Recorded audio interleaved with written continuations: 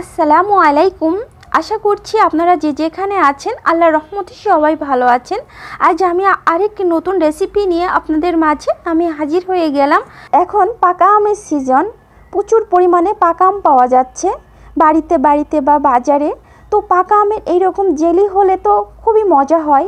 তো এই জেলি তৈরি করা কিন্তু একদমই সহজ, আপনারাও কিন্তু খুব সহজে এই জেলিটা তৈরি করে ফেলতে পারবেন।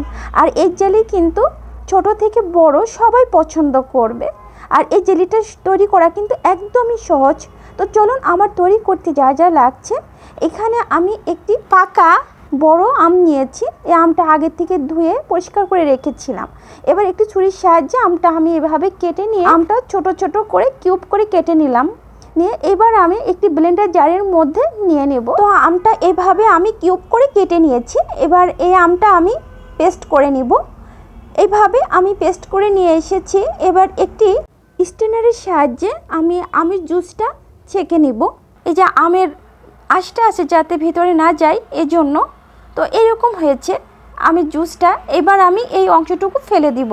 আর এর মধ্যে অ্যাড করে দিব আমি আইসিং সুগার হাফ কাপ মতো। আপনারা আপনাদের পছন্দ মতো চিনি অ্যাড করে নেবেন। 1 চা চামচ আমি আগার আগার পাউডার দিয়ে ভালো করে মিশিয়ে নিব। আমি এখন কিন্তু চুলাতে বসিয়ে দিইনি, চুলায় বসানোর আগেই এভাবে ভালো করে সব উপকরণগুলো মিশিয়ে নিতে হবে। এইবার আমি চুলার উপরে বসিয়ে দিয়েছি, অনবরত নাড়তেই হবে, নইলে আবার পাতিলের তলা থেকে পুড়ে যাবে।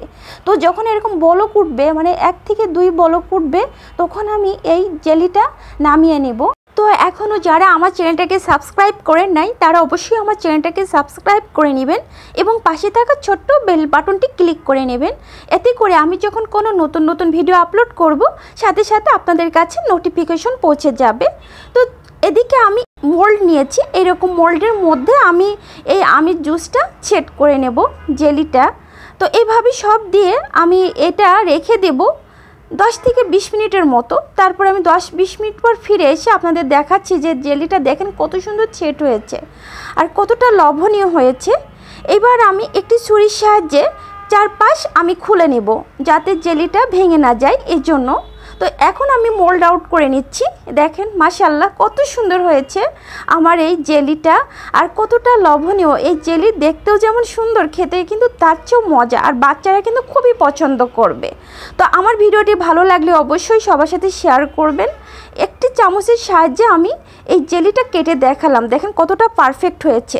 আপনারাও কিন্তু ঝটপট এইরকম জেলিটা তৈরি করে ফেলুন পাকা আমের। তো আজ এই পর্যন্তই। আল্লাহ হাফেজ, আসসালামু আলাইকুম।